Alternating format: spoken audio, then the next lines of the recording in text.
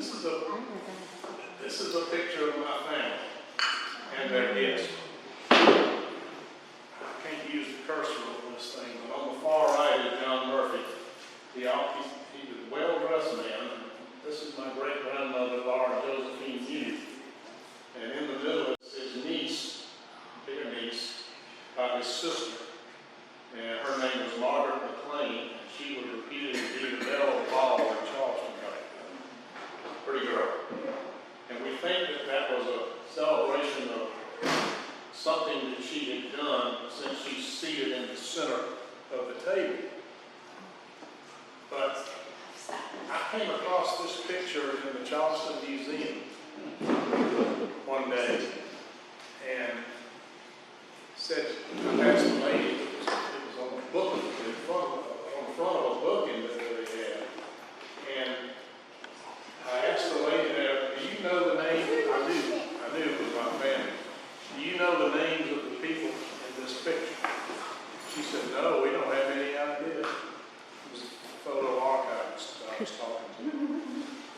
And I said, would you like to know the names of the people? My great-grandmother, bless her heart, in her handwriting, I have the original picture of this Aboriginal. And the next picture is the original too. I had the original, and in her handwriting on the back of the picture was the names of everybody there. It was pretty slick. But if you look at, on the real clear pictures, you can see exactly what they were eating. And paper bags, paper plates, it seemed like paper plates. And I was fascinated with this. The photographer in the back with the handlebar mustache is Robert A. Church. He was one of the premier photographers in Charleston at the time, a friend of the family. And he had the characteristic of having his dog in a lot of his pictures, which you see down in front of it. On the picture it has, what did it say? Picnic across the Ashely. That's all it said. They lived in town. And they went across the river to Ashely. I have no idea where this picture was taken. But it's special to me. I have it framed in my house.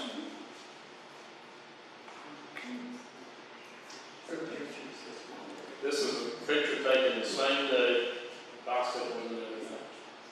That's some of the names that were on there. Sam Quincy married one of his nieces. You know, you see Robert A. Church on the right and his dog gets it laying down on the ground.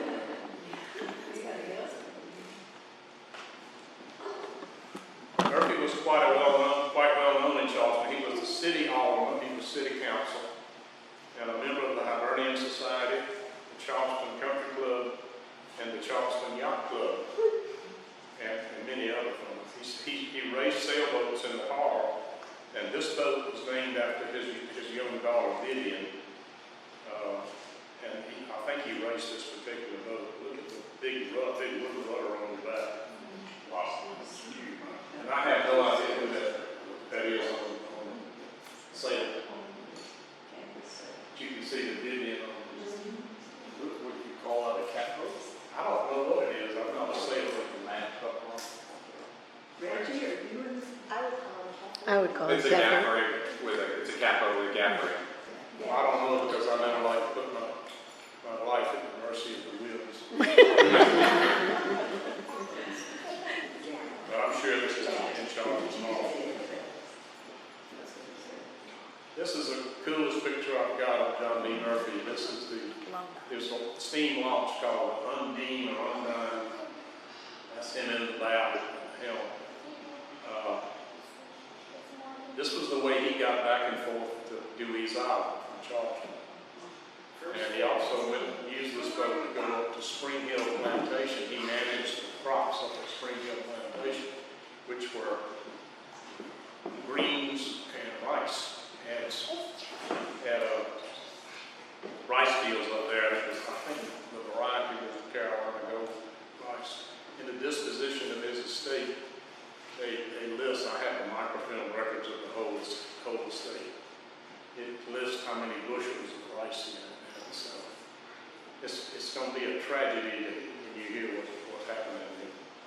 It's definitely steam, and I wonder if that's the guy in the back who's on the sailboat. It looks like he's kind of dressed the same. Go back to look. Could be. That's a cool boat. I really like it. We got it today. Oh, yeah.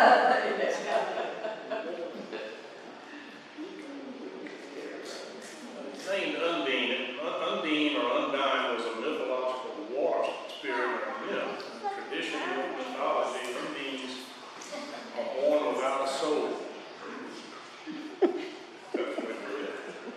Folklore dictates that if an Undine falls in love and marries a mortal man and bears his child, she is finally granted a human soul.